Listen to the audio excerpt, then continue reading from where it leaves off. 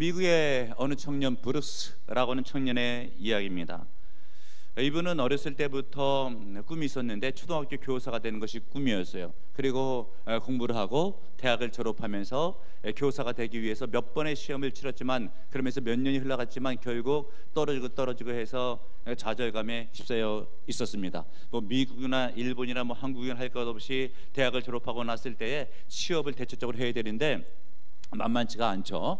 그 청년도 몇 번 떨어진 끝에 정말 좌절스럽고 낙심하고 어디론가 뭐 도망가고 싶은, 삶의 자리를 떠나고 싶은 그런 심정이었어요. 그런데 어디 뭐 떠나가고자 해도 받아줄 곳도 없고, 도망간다고 해서 해결될 것도 없고, 또 도망갈 만한 용기도 없고 하던 그런 차에 주변에 좋으신 분들이 많이 포진해 있었어요. 예를 들면 교회를 다녔으니까 담임 목사님 격려해주고 위로해주고, 친구들 협력해주고 기도해주고 하면서 그가 힘을 얻고 인생의 재기를 하는데 은혜를 받고 방향을 틀면서 신학을 하기로 결정을 짓고 신학교에 들어갔어요.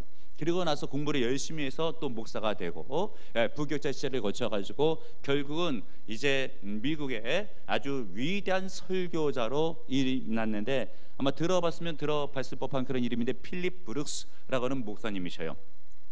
하나님의 은혜 가운데 다시 한번 일어나서 재기해서 하나님께 크게 쓰임받는 인생이 되었다라고 하는 것이죠. 우리도 인생을 살면서 잘 안 풀릴 때에, 뭔가 진로가 막힐 때에, 인생이 힘들고 어려울 때, 좌절스러울 때에 인생을 접고 싶은, 삶의 자리를 떠나고 싶은 그런 때가 있지만, 하나님께서 붙들어 주시고 내가 은혜를 받으면 다시 한번 일어설 수 있음을 믿는 여러분들 되시길 바랍니다. 특별히 오늘 성경 본문에 마리아가 나오는데, 마리아도 좌절스러운 인생이었지만 힘을 얻고 다시 한번 일어나서 승리할 수가 있었어요. 이 마리아의 신앙을 본받는 여러분들 되시길 바랍니다. 마리아가 어떻게 해서 다시 한번 일어날 수가 있었는가? 그는 하나님을 경험했습니다. 따라하겠습니다. 하나님을 경험하자. 우리 성경 본문에 마리아가 경험한 하나님은 하나님의 속성에 대해서 그가 시를 읊으면서 적어 놓았는데, 긍휼히 여겨주시는 하나님에 대해서 쓰고 있어요. 어떤 하나님? 긍휼히 여겨주시는 하나님. 내가 힘들고 어려울 때 나를 도와주시는 하나님, 내가 삶의 자리를 떠나고 싶을 때에 나를 찾아오셔서 함께 하시는 하나님, 긍휼의 하나님에 대해서 시의 마리아가 자신의 은혜 받은 것을 그렇게 읽고 있고요. 또 마리아가 오늘 성경 본문에 경험했던 하나님의 속성은 무엇인가? 지혜로우신 하나님, 내 삶의 길이 막히게 되었을 때 어떻게 하면 이 삶을 열 수 있을지 방법과 노하우에 대해서 알고 계시고 그것을 나에게 전달해 주시면서 나를 도와주시는 하나님, 우리 하나님이 지혜로운 하나님이신 것을 믿으시는 여러분들 되시길 바랍니다.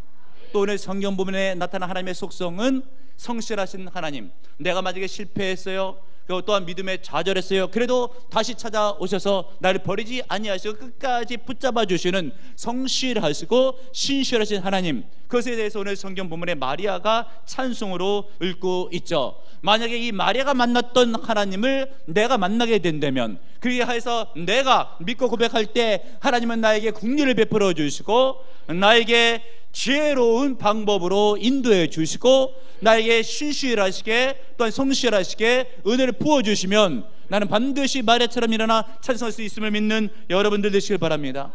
특별히 마리아가 받은 은혜, 다시 한번 일어나서 재기하면서 하나님의 찬양했을 때에 특별히 마리아 어떤 믿음을 본받아야 되는가? 마리아는 하나님의 약속의 말씀을 신뢰했어요. 따라하겠습니다. 하나님의 약속의 말씀을 신뢰하자.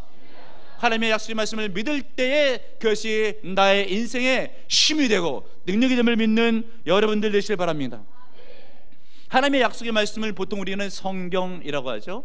그래서 성경에서는 구약, 신약 이렇게 이야기를 하는데, 구약은 오래된 약속, 신약은 새로운 약속. 구약 때의 오래된 약속은 메시아가 오실 것이다, 메시아가 오시면 우리를 구원해 주실 것이다 라고는 약속이 주된 약속이에요. 신약은 그 메시아가 오셨으므로 믿는 자에게는 영생과 구원을 베풀어 주신다는 약속이 이 성경에 기록되어 있어요. 이 약속은 구원의 약속의 말씀, 소망을 주시는 말씀, 복을 주는 말씀이에요. 이렇게 성경에 구원에 대해서, 소망에 대해서, 복에 대해서 기록해 놓았는데, 이것이 내 삶의 은혜요 힘이요 능력이 되기 위해서는 내가 믿어야 되는 것이에요. 성경에 아무리 기록되어 있어도 내가 신뢰하지 않고 믿지 않으면 나 무관해요. 그러나 성경에 기록된 구원의 약속에 대해서, 소망의 약속에 대해서, 복의 약속에 대해서 내가 믿을 때에 그것은 나에게 힘이 되고 능력이 됨을 믿는 여러분들 되시길 바랍니다.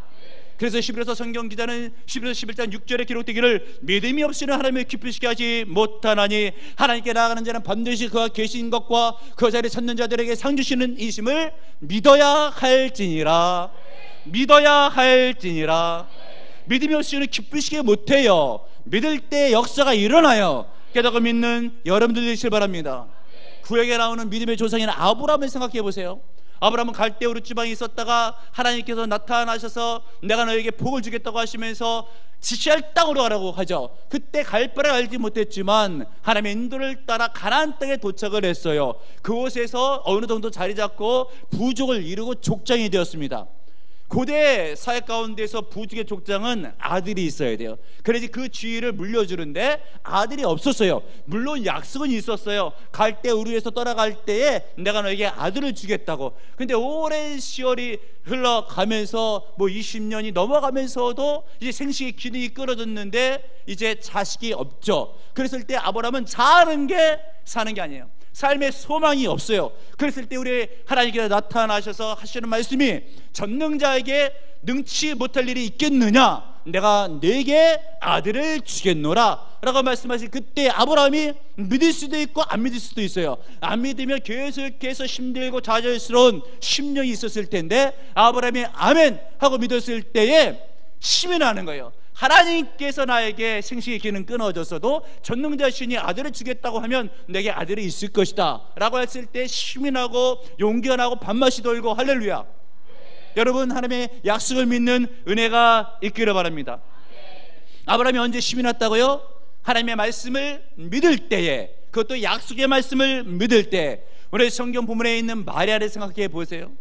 우리가 성경을 다 아는 입장 가운데서 마리아는 위대한 신앙의 위인으로 알고 있지만 이제 성경이 기록되고 있는 신약 때에 예수님이 막 오시는 그때쯤으로 돌아가서 한번 생각해 보세요. 2000년 전쯤이에요. 그런데 마리아는 결혼도 안 했어요. 처녀예요. 배가 불러와요. 만약에 우리 교회 어느 여청년이 결혼하지 않았는데 배가 자꾸 불러온다, 수상한 생각이 드는 거죠. 그러면서 그 여청년은 교회 나오기도 싫은 생각이 들고 이 눈총이 얼마나 무서운지 살기 싫을 거예요. 그런 입장에 있었던 사람이 마리아예요. 남자를 알지도 못해요. 결혼 날짜도 받아묻지도 않았는데 배가 불러오는 거예요. 삶의 자리를 떠나고 싶어요. 아니, 어떻게 해서 이런 일이 나에게 있지? 내가 남자도 알지 못하는데 배가 자꾸만 불러. 살쪄서 배가 부르는 게 아니야. 전체적으로는 정상인데 배만 나와. 남들이 봐도 이것은 임신이다 할 정도의 틀림없는 그 정도의 표시가 나는 거예요.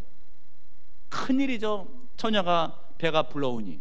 근데 하나님께서 천사를 보내서 하시는 말씀이 구약 때로부터 수천 년 전부터 약속되어 오기를 이 민족의 구원자 메시아를 보내겠다고 했는데 지금 네 배에 메시아가 잉태되었느니라. 할렐루야. 그 약속의 말씀을 믿었을 때 장차 이 아이가 태어나서 온 인류를 믿는 자를 구원하리라 라고 했을 때 마리아가 이것을 믿었어요. 할렐루야. 세상이 다르게 보여요. 이제 하늘이 다르게 보여요.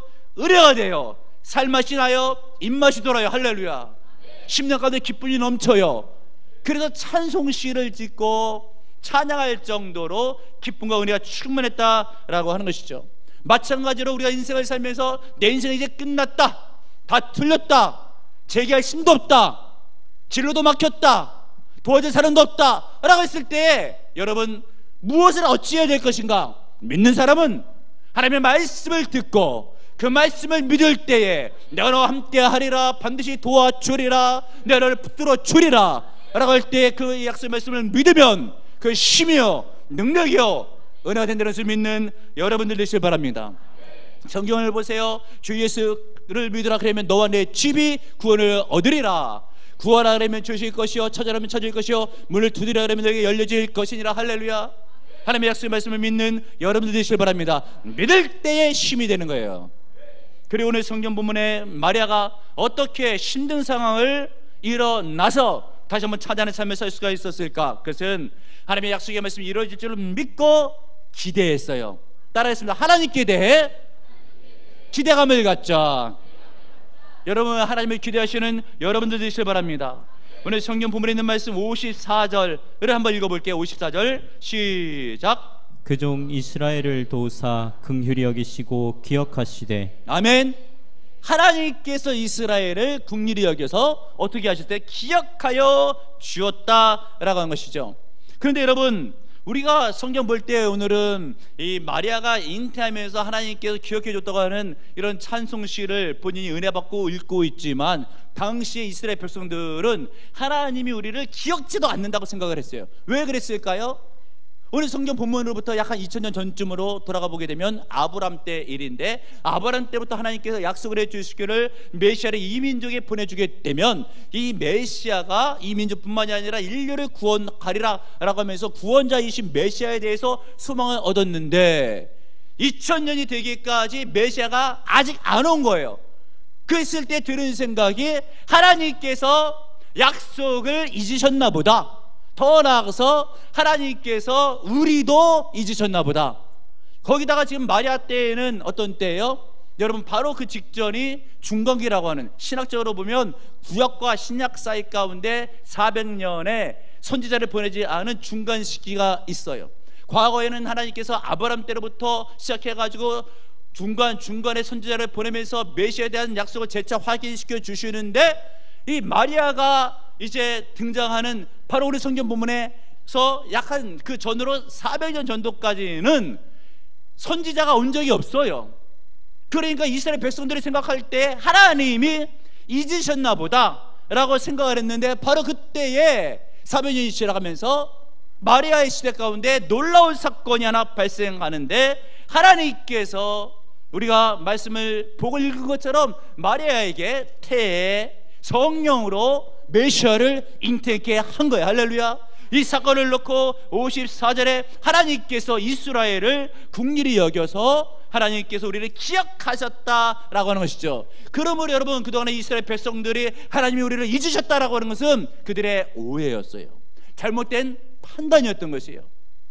여러분, 우리도 인생을 살면서 하나님의 약속을 믿어요, 도와주더라고 힘을 내요. 그런데 당장 하나님의 말씀이 성취되지 아니할 때에 내가 잘못 믿었나 보다, 내가 괜히 믿었나 보다 라고 생각하는, 바로 그것이 오해일 수가 있다는 것을 염두에 두시는 여러분들 되시기를 바랍니다.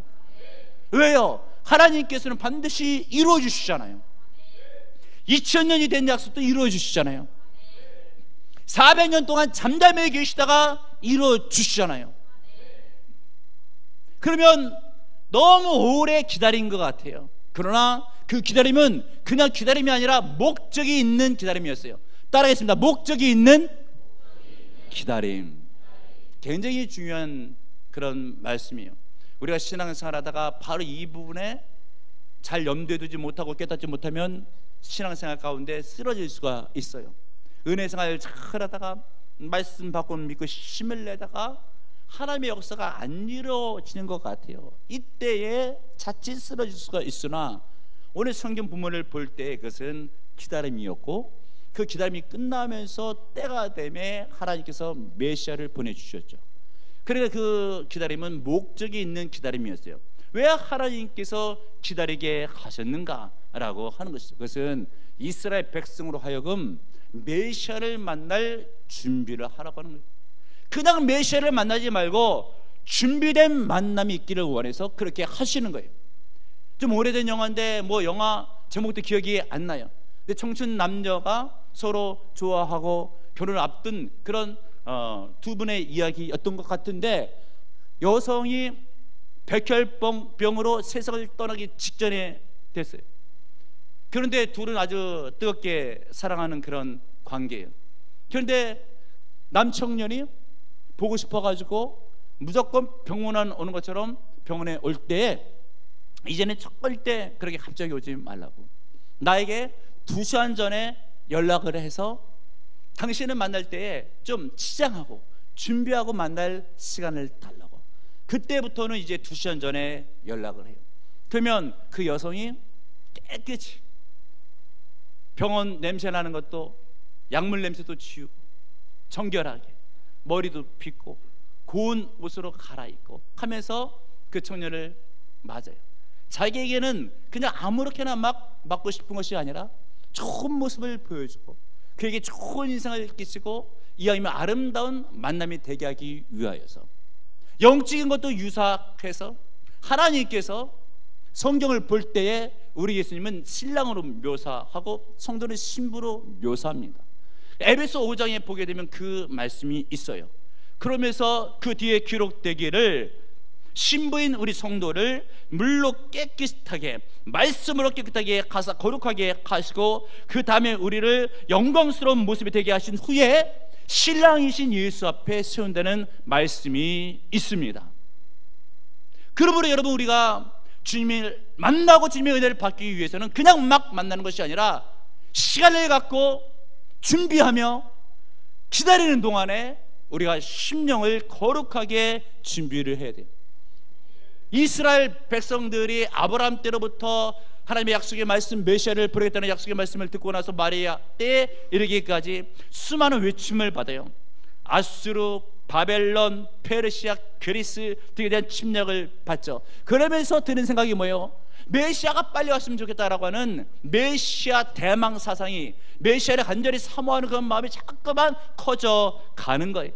그리고 핍박과 압박을 받을수록 회개하는 심령을 갖고 혹시 우상 숭배한 것은 있지는 않았는가? 내 마음이 녹거나 목이 뻣뻣하고 굳거나 하지는 않았는가라고 하면서 교만을 회개하면서 겸손한 심령을 유지하고, 오늘 성경 본문의 마리아 때에도 로마의 식민지로 통치를 받고 있으면서 보다 낮은 심령을 유지하고 있을 바로 그때에 성화의 기간을 그렇게 보내는 때에 하나님께서 결국 마리아를 통해서 메시아를 보내주시죠. 그러면 여러분 깨닫는 은혜가 있길 바랍니다. 약속의 말씀을 믿었는데 바로 성취되지 아니하면 이것은 성화라고 하는데, 나를 거룩하게 변화시켜서 하나님을 만날 수 있도록 기다리는 기다림의 기간을 허락해 주시는구나 라고 생각하고, 기도해도 응답이 없고 말씀을 받았으나 아직 임재하지 아니하게 되면 그때는 성화를 위한 기다림, 즉 거룩하게 준비하고 있으면서 내가 깨끗한 그릇으로 준비되었을 때 하나님께서 그때 만나 주시려고, 그때 큰 은혜를 주시려고 나에게 시간을 주시는구나 라고 생각하고 여러분들이 기다리면 틀림이 없습니다. 하나님의 말씀을 살았고 웃는 적이 있어서 반드시 성취되어 믿는 여러분들 되시길 바랍니다. 그러므로 더욱더 사모하실 때, 기다리실 때에는 불평하지 말고 오해하지 말고 아멘으로 믿고 기다려야 돼요. 그냥 목회를 하다 보면 성도 가운데서 응답이 바로 임하지 않는다고 한 번 기도했다가 아니면 몇 번 기도했다가 낙심하고 예배도 몇 번 나왔다가 나오질 않고 하면서 예수 믿어도 별일이 없다고 생각하는 말씀의 깊이를 아직도 모르는 성도가 있어요. 그러나 겸손한 심령으로 천지를 만드시고 신실하시고 살아계신 사랑의 하나님을 굳게 믿으면 하나님을 살아계시고 신실하시고 선하신 분이시니 반드시 약속을 지키시되 때를 따라 기다림의 시간을 허락해 주시면서 여러분들이 거룩하게 준비되었을 때 그때 은혜를 부어주십니다. 그러므로 기다림의 시간을 은혜스럽게 잘 지내시는 여러분들 되시길 바랍니다. 그리고 더 나아가 마리아처럼 찬선 인생이 되기 위해서는 어찌해야 되겠는가? 하나님께서 도와주시려고 손을 내밀 때 그 손을 붙들어야 돼요. 우리 하나님은 약속의 하나님이라고 했죠. 아브라함 때부터 시작해가지고 내가 너에게 자식을 주고 그 가운데서 메시아가 올 것이다 라고 했을 때에 한번 약속하고 우리 주님께서 그냥 끝맺는 것이 아니라 그의 아들 이삭과 야곱, 또 더 나아가서 요셉, 모세 때부터 계속해서 선지자를 보내면서 아니면 그들에게 약속해 주시기를 아들을 주고 메시아를 주겠다 계속해서 약속을 해요. 내가 절대 잊지 아니하였다는 것을 중간중간에 확인시켜 주시죠. 왜요? 우리 주님께서 그들로 하여금 이제 도와주실 줄로 믿고 도와줄 때 도움을 받으라고 하는 것이에요. 우리도요, 만약 인간관계 가운데 있어서 누가 나를 도와줄 줄 알았는데 안 도와주고 있어요. 그러면 나중에 도와주려고 해도 치사한 거 도움 안 받겠다고 할 수가 있죠. 그러나 우리 하나님은 그런 분이 아니셔요. 우리 하나님은 좋은 마음을 갖고 계시면서 반드시 하나님의 타이밍에 도와주시려고 약속을 하셨고, 그것을 재차 확인시켜 주셨고, 성경 말씀에 보면 하나님의 타이밍에, 이것을 갈라디아 성경 말씀에는 4장 4절에 때가 참에, 어떨 때는 때가 되매, 하나님의 타이밍이 있어요. 준비된 기다림 가운데 성화가 됐어요. 그때 하나님께서 약속의 말씀을 주신 것처럼 메시아를 보내신 거예요. 할렐루야. 마찬가지로 우리의 삶 가운데 하나님께서 때가 되면 역사에 주는 거예요. 이때 때가 될 때 마리아가 하나님의 도우심을 받는데 54절에 보니까 그중 이스라엘을 어떻게 했대요? 도우사.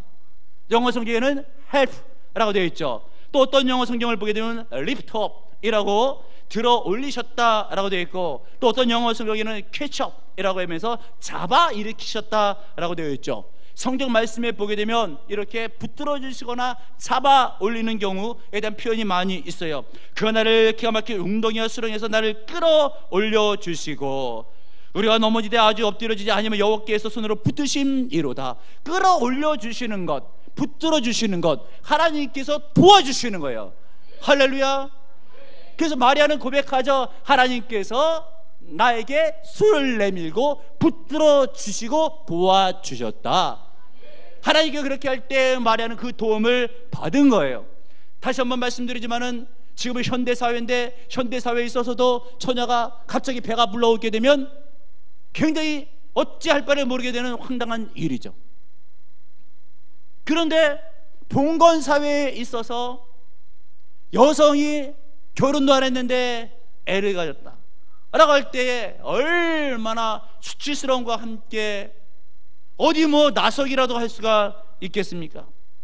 그럴 때 하나님께서 천사를 통해서 하시는 말씀이 마리아에게 그동안 2000년 동안 약속되었던 메시아가 지금 내 태중에 있고, 그가 장차 출산한 후에 공생애를 살고 그러면서 그가 구원을 이룰 때에 믿는 자는 모두 다 영생을 얻게 될 것이니라 라고 했었을 때, 마리아가 그 붙들어 주시는 하나님의 은혜의 말씀을 붙잡고 하나님을 찾아갈 때에 마리아의 심령 가운데서는 참된 용기와 은혜와 평강과 기쁨이 흘러넘치는 줄을 믿는 여러분들 되시기 바랍니다.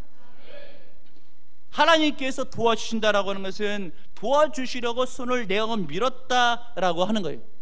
이런 의미에서 우리는 말씀드리지만 교회를 다니면서 은혜를 받고 은혜를 받으면서 신앙생활 잘하려고 했던 그런 때가 오히려 과거로 돌아가면서 어떨 때에는 내가 열심을 내어도 하나님의 은혜는 임재하지 않는다고 하면서 그렇게 말은 하고 있지만 실질적으로 하나님께서 도와주시려고 손을 내어 밀 때 영적으로 깨닫고 그 은혜의 자리에 항상 내가 있었는가를 한번 생각해 보시는 여러분들 되시길 바랍니다. 우리 하나님께서 여러분을 도와주시려고 순간순간 손을 내어 미십니다. 이 손 내밀는 것이 영적으로 이렇게 다가올 수가 있어요. 내가 힘들고 어려운데 갑자기 기도해야 되겠다라고 하는 충동이 있으면 그것은 하나님께서 도와주시려고 하는 거예요. 내가 힘들고 어려울 때 하나님의 약속의 말씀이 내 가운데 떠오른다라고 한다면 그 하나님께서 도와주시려고 손을 내어 미는 거예요. 내가 지쳐서 힘들고 어려운 인생길을 걷고 있을 때 내 심령 한가운데서 찬송가가 생각이 난다고 한다면 하나님께서 도와주시려고 손을 내어 미는 거예요. 저도 간혹 이야기하지만 지금 목사로서 이렇게 예배를 인도하고 말씀을 증거하고 있지만 저도 결혼 몇 년 전까지는 여러분들처럼 평신도였다니까. 직장 생활을 했던 그런 평신도예요. 그 직장 생활의 어려움을 익히 잘 알고 있죠. 교회 와서 은혜 받으면 다 잘 될 것 같은데 막상 사회 나가보면 안 되는 듯 싶고 믿음이 반영이 안 되는 듯 싶고 과연 믿음이란 무엇인가 라고 할 때, 그렇다고 해서 딸린 처자식이 있는데 출근을 안 할 수도 있고 출근하는 발걸음이 무거운 바로 그때 그때 여기 있는 담임 목사도 이런 찬송가 많이 불렀죠. 찬송가 379장. 내 갈 길 멀고 밤은 깊은데. 20대 중반에 벌써 결혼을 하고 자식을 27에 낳고 애를 먹여 살려야 되는데 직장생활은 녹록지 않고 앞길이 까마득하게 보이는데 딱 나에게 주시는 찬송 같아요. 내 갈 길 멀고 밤은 깊은데. 그리고 찬송가 오늘 불렀던 391장. 메마른 땅을 종일 걸어가도 나 피곤치 아니하고 저 위험한 곳 내가 이를 때면 큰 바위에 숨기시고 주 손으로 덮어주신다는. 참 회사 출근하는 길, 일하러 가는 길이 늘 가벼운 발걸음이 아니고 삭막한 사막길을 걷는 것 같은, 메마른 땅을 걷는 것 같은 바로 그때 하나님께서 붙잡아 주시고 은혜를 주셨기에 지금의 목사까지 될 수 있었던 거예요. 그러나 저는 그때 하나님께서 심중에 우러나는 찬송으로 위로를 해주실 때에 마음의 중심에서 하나님께 주신 은혜를 기대하며 찬송을 불렀어요. 지금은 찬송가 391장이 우리 집 가족 찬송가가 되었어요. 그럼 우리는 신앙생활하고 있으면서 힘들고 어려울 때 내가 믿어봤더니 하나님께 도와줄 줄 알았는데 별것 아니더라라고 할 때에, 그렇다고 한다면 나는 진정 힘들고 어려울 때에 내 심중에서 울려나는 찬송을 참되게 불러본 적이 있는가? 하나님께 도와주시려고 손을 내어 밀 때 내가 기다리고 있다 덥석 잡은 적이 있는가? 살펴보시길 바랍니다. 그런 적도 없으면서 하나님은 나를 알아주지도 않는다고, 기도해도 소용없다고,